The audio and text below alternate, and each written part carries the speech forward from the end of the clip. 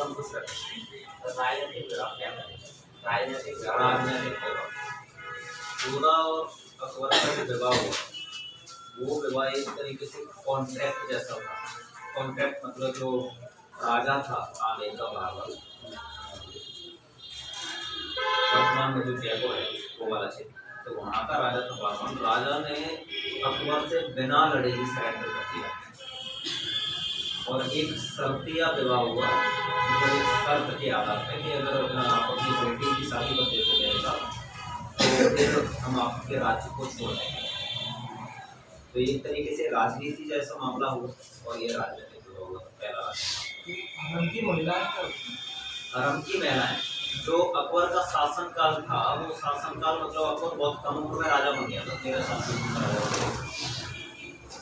अब इतनी कम उम्र में इतनी समझ तो होती नहीं, तो जब वो राजा बना 1556 में, तो 1556 से लेके और 60 तक का जो टाइम पीरियड रहा, उस समय पे एक व्यक्ति था बैरम खान, उनका संरक्षण मतलब रहा उनके साथ या उनके संरक्षण में वो रहे। लेकिन 60 से 62 के बीच में क्या हुआ, बैरम खान की जो वाइफ थी, बैरम खान की वाइफ सलीमा बेगम, उसको अकबर ने अपनी वाइफ बना लिया। तो जो बैरम खान था, बैरम खान को मतलब भगा दिया अकबर ने। तो अकबर के ऊपर हरम की महिलाएं, मतलब महल में जो महिलाएं रहती थी, एक तरीके से ऐसा बोला जाए कि जो महल में अकबर की जैसे वाइफ हो गई, बहुत सारी अकबर की वाइफ हैं, और एक अकबर की माँ, मतलब जिसने अकबर को दूध पिलाया था, महामन्ना, तो उसके प्रभाव में रहे। और हरम उसको बोला जाता है एक तरीके से महल की महिलाएं, उन महिलाओं का प्रभाव रहा। जो महल की महिलाएं थी वो उसको बोल देती थी, वो वही कर लेती। 1602 ईस्वी में जहांगीर ने वो भगवा था बोल के 1602 में जहांगीर ने विद्रोह किया था अकबर के खिलाफ। उसकी वजह ये थी कि अकबर का शासनकाल बहुत चला, लगभग 50 साल के आसपास मतलब अकबर ने शासन किया। तो जो जहांगीर था उसकी उम्र भी बहुत ज़्यादा हो गई थी, और उनको ये था कि मतलब मेरा नंबर कब आएगा, जब यही राजा बनने जाएंगे तो मेरा कब नंबर आएगा, तो राजा बनने के। वही पेटीकोट शासन या पर्दा शासन का मतलब ये है कि जो हरम की महिलाएं थी, हरम की महिलाएं, उनका प्रभाव रहा सत्ता पे, जो अकबर वही करता था जो वो लोग बोलते थे।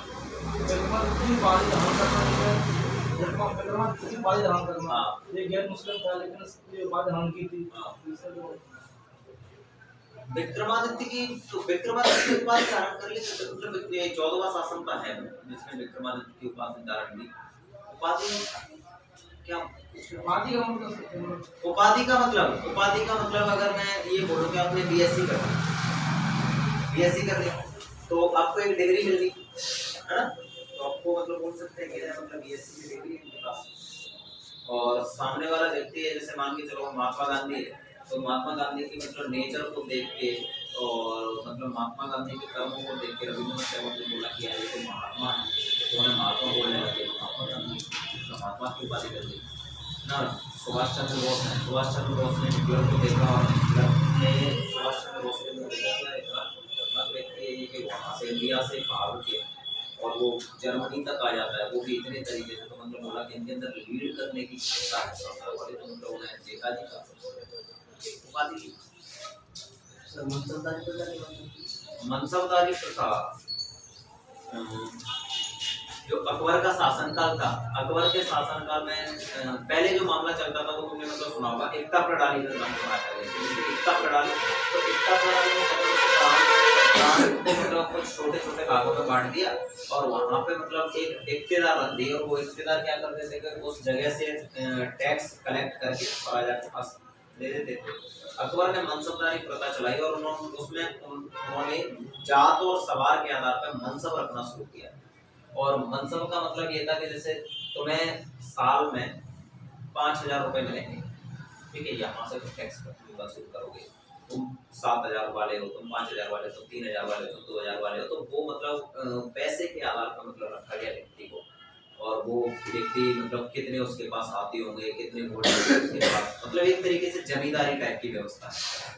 तो पारसी तो अलग धर्म है ना, पारसी की मूलों की राज्य भाषा फारसी थी।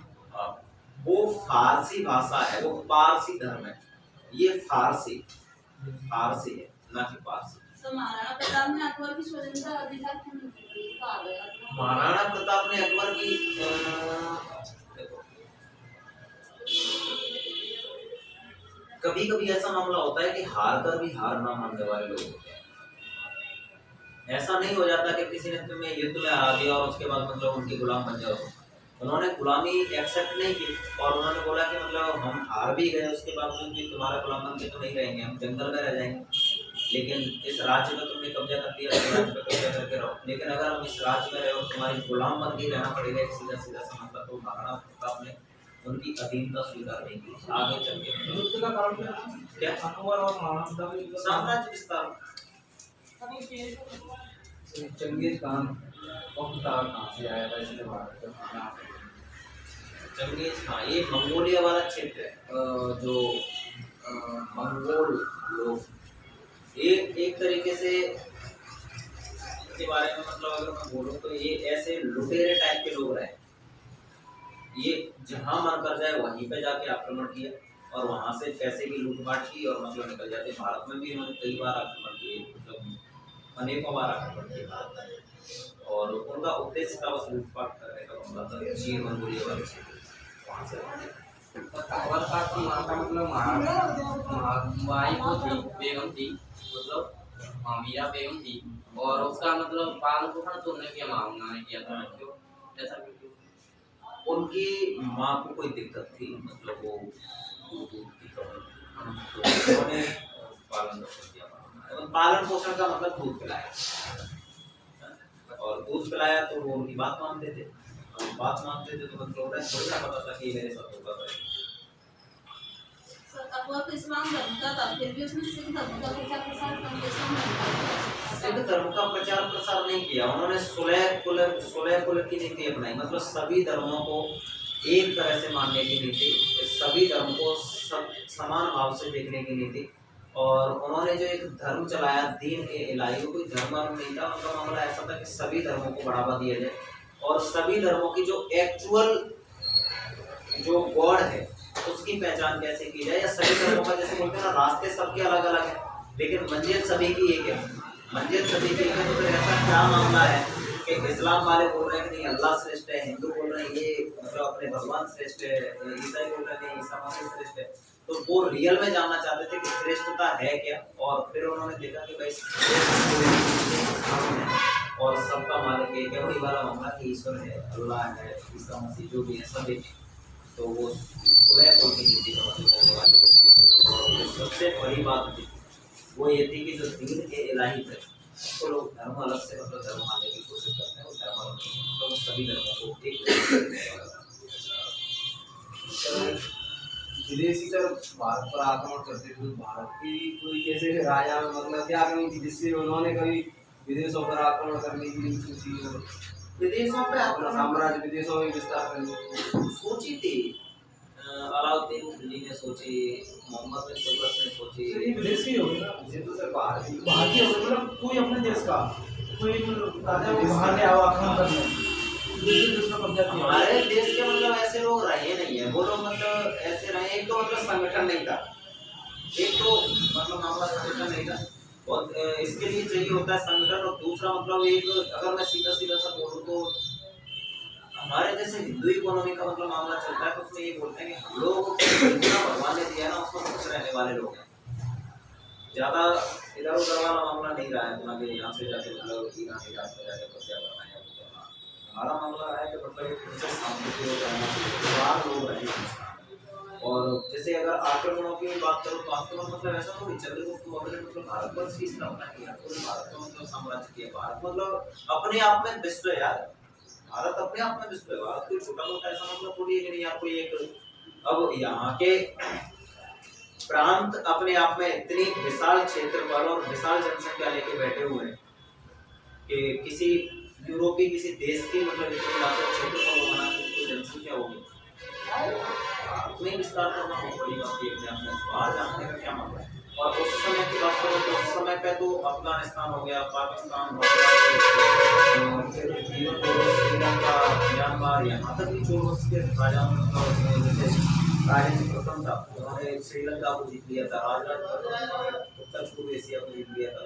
अगर अकबर की बात करें तो उनका साम्राज्य मतलब अफगानिस्तान, पाकिस्तान, भारत पूरा मतलब इतने क्षेत्रों में फैला हुआ था। तो उस समय पे एक राज्य थोड़ी था, मतलब अनेक राजा हुआ करते थे। कोई भारत जैसा कॉन्सेप्ट ऐसा नहीं था, मतलब आज का जो भारत है वो सीमाएं परिवर्तित होती रही हैं। तो सूर्यवंशी चंद्रवंशी में क्या मतलब है? सूर्यवंशी चंद्रवंशी कुछ नहीं है, राजपूतों का मामला है। राजपूतों ने मतलब बोला कि ये अग्नि वंशी, अग्नि से इनका जन्म हुआ है। सूर्यवंशी ये सूर्य के वंशज है, चंद्रवंशी ये चंद्र के वंशज है।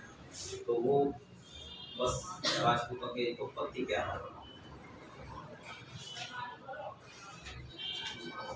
अकबर के शासनकाल को स्वर्णकाल क्यों कहा जाता है? अकबर के शासनकाल को मुगल काल का स्वर्णकाल क्यों कहा जाता है?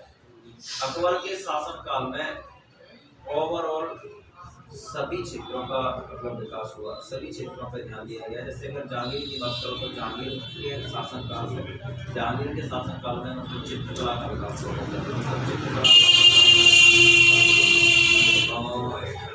स्थापत्य कला का स्वर्णकाल शाहजहां के शासनकाल में बोला जाता है, क्योंकि उनके शासनकाल में लाल किले का निर्माण हुआ, ताजमहल का निर्माण हुआ, मतलब स्थापत्य कला का स्वर्णकाल मतलब बोला जाता है।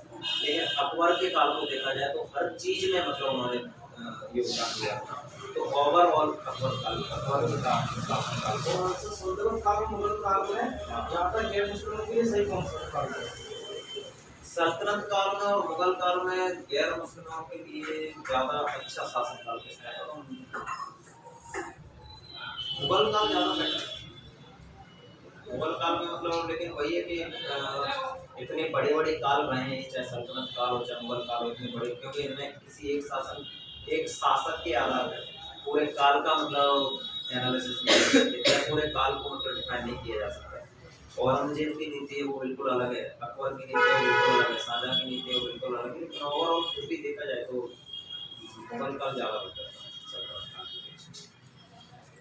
सर, जो हिंदू और मुस्लिम के दंगे हो रहे हैं उसका कारण क्या है? उनका इकोनॉमी प्रॉब्लम, बेरोजगार हो रही है, उनका शिक्षित ना होना। हिंदू मुस्लिम दंगों का कारण क्या है? तो हिंदू मुस्लिमों का एक कारण तो बस इतना सा है, जागरूक नहीं है लोग क्या नहीं जागरूक नहीं है, उनमें जागरूकता की कमी है। वो लोग मतलब सही और गलत का डिसीजन ले पाए। अगर वो सही और गलत का डिसीजन ले पाए तो मतलब जब कोई बोलेगा, कोई उलेमा बोल रहा है कि जाओ पत्थर मारो, तुम राम की झांकी निकल रही है उस पर पत्थर मारो, हनुमान जी की झांकी निकल रही है उस पर पत्थर मारो, तो लोग नहीं मारेंगे पत्थर, बोलेंगे क्यों मारेंगे ये मतलब, समझ रहे हो ना? मतलब दूसरी कंडीशन ये है कि राम भक्त हैं, दिल से राम भक्त है, लेकिन राम भक्तों को अगर कोई ये बोले कि जाओ वहाँ पे किसी की मजार बनी है और उस मजार को मतलब उस जगह पे हनुमान जी की मूर्ति स्थापित करो, तो बोलेंगे भाई हमें क्या पड़ी हुई है, मतलब मजार को मारे। बहुत और जगह है ना जहाँ पे हनुमान जी का मंदिर बना हुआ है, राम का मंदिर बना हुआ है, हमें तो कोई दिक्कत नहीं है, नहीं मारे कोई मजार आ जाए। उनकी अपनी आस्था है, हमारी अपनी आस्था है, हमारा देश धर्मनिरपेक्ष देश है, लेकिन प्रत्येक व्यक्ति को धर्म को मानने की स्वतंत्रता है, धर्म का प्रचार करने की स्वतंत्रता है, लेकिन किसी भी धर्म के ऊपर उंगली उठाना या किसी भी धर्म के ऊपर मतलब अपना वर्चस्व स्थापित करना, ये तो हमारा ना तो संविधान इसकी इजाजत देता है और ना हमारी संस्कृति इसकी इजाजत देती है। हमारे तो देश की भी बात करें तो हमारा तो देश वो है जहाँ पे एक तरीके से उदारता को प्रमोट किया जाता है, जहाँ पे सहनशीलता को प्रमोट किया जाता है, और सबसे जो इम्पोर्टेंट चीज़ है वो ये कि हमने तो हमेशा से, जैसे अगर हम बात करें तो बोलते हैं ना कि पूरे विश्व को एक परिवार मान के चला हुआ है, वो वाला धर्म है। उस धर्म में इन सब चीज़ों की जरूरत नहीं है। सर, अभी वो न्यूज़ में एक चीज़ चल रही है सर, उसमें एक लेडीज ने हनुमान चालीसा पढ़ लिया तो उसे जेल हो गई। हनुमान चालीसा पढ़ने से जेल क्यों होगी? तो पति पत्नी दोनों को भी सांसद की बात कर रहे हो? सर, मुख्यमंत्री के आवास के यहाँ पे पढ़ ली। धर्मनिरपेक्ष देश है ना, और धर्मनिरपेक्ष देश है, तो धर्मनिरपेक्ष देश में एक मामला है ना, जैसे अभी कुछ दिन तक पहले का पता हो, पहले ये मामला कि नोएडा में पब्लिक प्लेस पे खुले में नमाज पढ़ने का तुमने कभी कोई सुना? तो खुले में नमाज पढ़ने को सुप्रीम कोर्ट ने मतलब बैन कर दिया और बोला कि खुले में नमाज नहीं पढ़ सकते, इसमें नहीं पढ़ सकते। खुले में नमाज मतलब पब्लिक प्लेस पे धार्मिक क्रिया करने का क्या औचित्य है? अगर कोई मान के चलो ये रोड है, समझ रहे रोड है और रोड पे मतलब कोई व्यक्ति ये बोले कि नहीं मैं तो यहाँ पर बैठ के आराम से नमाज पढ़ेंगे, तो यहाँ पर क्यों करना चाहिए, है ना? लेकिन फिर बोलोगे कि सर डेली कोई मामला अलग होता है, डेली का मामला है, और वो तो मतलब धार्मिक कार्य हमारे भी होते हैं, हिंदुओं के भी होते हैं, मुस्लिमों के भी होते हैं, सिखों के, जैन ईसाई पारसी सबके होते हैं। लेकिन अगर कोई ये बोले कि नहीं वो सिर्फ दूसरे धर्म को नीचा दिखाने के उद्देश्य से या फिर अपने धर्म को ऊंचा दिखाने के उद्देश्य से रोड पे बैठ के मतलब ये बोले मैं हनुमान चालीसा पढ़ रहा हूँ और तब तक आराम से बस सब खड़ी रहेगी, और तो ऐसा नहीं होगा। तो फिर वो वाला मामला, और मुख्यमंत्री आवास के सामने हनुमान चालीसा का पाठ करना, ये एक तरीके से ऐसा दिखाना है कि जैसे जो अभी महाराष्ट्र में ये हुआ कि जो मस्जिदों में लाउड स्पीकर में नमाज पढ़ी, है ना? तो मस्जिदों में जब लाउड स्पीकर में नमाज पढ़ी जाती है तो फिर हिंदू मंदिरों में भी हम लाउड स्पीकर पे मतलब हनुमान चालीसा पढ़ेंगे। ये तो वही वाली बात हो गई कि मतलब वो शराब क्यों पीता है, भी शराब क्यों, मतलब मैं ऐसा कुछ बोल नहीं रहा। मेरा मतलब ये है कि जैसे नमाज का मामला हो तो भाई नमाज कोई 24 घंटे तो चलती नहीं, अगर चल भी जाती होगी तो भाई दो एक मिनट का मामला रहता है, और 2-1 मिनट की नमाज पढ़ने से ऐसा कुछ हो भी नहीं जाएगा कि मतलब और इतने सालों से भी तो चला ही आ रहा है, कोई दिक्कत नहीं है। चलो मैं मान भी लेता हूँ कि सुप्रीम कोर्ट ने भी ये वाली बात बोल दी कि एक काम करते हैं मतलब जो नमाज है या कोई, तो थोड़ा सा उससे किसी और को नुकसान ना हो, इतनी आवाज में क्यों मतलब उसको चीखना है, थोड़ा सा कम आवाज में कर लो। और यही बात हमें एक सिंपल सी बात बता रहा हूँ, धार्मिक चीजों में राजनीति करना जनता को गुमराह करने जैसा है, चाहे तो वो हिंदू करे चाहे वो मुस्लिम करे। हम लोगों को मतलब बस एक चीज सोचनी चाहिए यार, हिंदू है मुसलमान है सिख ईसाई, हमारे देश में सबको समानता का अधिकार मिला हुआ है, सब लोग बराबर हैं। और इन सब चीज़ों को छोड़ के मतलब थोड़ा सा अगर शिक्षा की साइड ध्यान दिया जाए, है ना, हेल्थ की साइड ध्यान दिया जाए, महिला सुरक्षा की साइड ध्यान दिया जाए, या फिर रोजगार बढ़ाने की ओर ध्यान दिया जाए, ये ज़्यादा बेहतर मामला है। और धर्म के नाम पे मतलब इधर से मतलब नहीं हनुमान की दिशा पढ़ेंगे तो तुम्हारे साथ आगे लाखों लोग उधर से बोल राजनीति की क्या राजस्थान में जब मंदिर तोड़ा, आप किसी ने भी राजनीति नहीं किया, सब चुप है। राजस्थान में मंदिर तोड़ा तो मतलब किसी ने राजनीति नहीं की, ना कोई बोल रहा है, ना कोई बोल रहा है। तो अवैध चीज अवैध है तो मतलब मैं ये नहीं बोल रहा, मैं बोल रहा हूँ कि अगर मान के चलो रोड पर मस्जिद बनी हुई है और वो एक तरीके से गवर्नमेंट की जमीन है और उस पर मस्जिद बना रखी है, मस्जिद को क्या दिक्कत है, उसमें राजनीति का कोई मामला ही नहीं आता है। और रोड बनते हैं, बड़े बड़े रोड बनते हैं, अभी जोरा से हमारा मतलब ट्रेन की पटरी निकल रही है, वहाँ पे एक मंदिर आ रहा है बीच में, एक बटपुरा के आसपास है, तो मंदिर तोड़ा जाएगा, मंदिर तोड़ा जाएगा। अब उस मंदिर के चक्कर में तुम आंदोलन करने बैठ जाओ कि नहीं ये मंदिर टूट गया तो चाहे ट्रेन यहाँ से चले चाहे नहीं चले, लेकिन इस मंदिर को नहीं तोड़ने देंगे, तो ये बेवकूफी है हमारी। ऐसा थोड़ी है, ये भगवान की मतलब भगवान की मूर्ति की स्थापना पहले भी की होगी, तो भगवान की मूर्ति की स्थापना साइड में भी की जा सकती है, क्या दिक्कत हो गई है उसमें? ऐसा कोई मतलब थोड़ी ना है उसकी वजह से मतलब उसको निर्माण कार्य को रोक दिया जाए। या जो ट्रेन ग्वालियर से लेके और श्योपुर कोटा तक मतलब जाने वाली है और बोलो नहीं हम इस मंदिर के चक्कर में करते हैं, तुम तो कल ये बोल दोगे कि ये नदी है और ये नदी पवित्र है, यहाँ पर पुल नहीं बने हैं।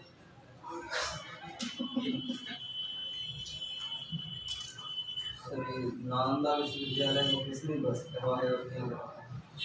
नालंदा विश्वविद्यालय को क्यों ध्वस्त करवाया? नालंदा विश्वविद्यालय हो, तक्षशिला विश्वविद्यालय हो, कोई संस्कृत विश्वविद्यालय रही हो, मैं कोई अपने ये क्या बौद्ध धर्म का प्रचार प्रसार करने की, हिंदू धर्म को मतलब प्रचार प्रसार करने के लिए या मतलब इनमें शिक्षा थी वो इस्लामिक शिक्षा नहीं दी जाती थी। कौन सी इस्लामिक शिक्षा नहीं दी जाती थी, तो ध्वस्त करवाने का जो मामला था वो पूरी तरीके से थे। देखो ये फिर वही वाला मामला बोलूँगा कि जो कट्टर इस्लामिक लोग हैं, कट्टर इस्लामिक लोग, वो लोग आज भी ये चाहते हैं कि कैसे भी करके जहाँ जहाँ मंदिर बने हुए हैं वहाँ क्या बनवा दी जाए, जहाँ जहाँ पे स्कूल बने हुए हैं वहाँ पे मदरसे बनवा दिए जाए। जहाँ पे इस्लामिक शिक्षा दी जाए। लेकिन ये कट्टर लोगों का मामला है, उस समय पे कट्टर लोगों ने ये वाले काम किए। कट्टर लोगों की वजह से हम ये नहीं बोल सकते कि यार सभी लोग एक जैसे होते हैं। और एपीजे अब्दुल कलाम जैसे लोग भी, अब्दुल कलाम जैसे लोग भी, मतलब वो सब भी यही खान अब्दुल गफ्फार खान, वो सब भी तो यही सीखे हैं। चीन सर कौन से धर्म को मानते हैं? क्या चीन में कौन सा धर्म? चीन में मतलब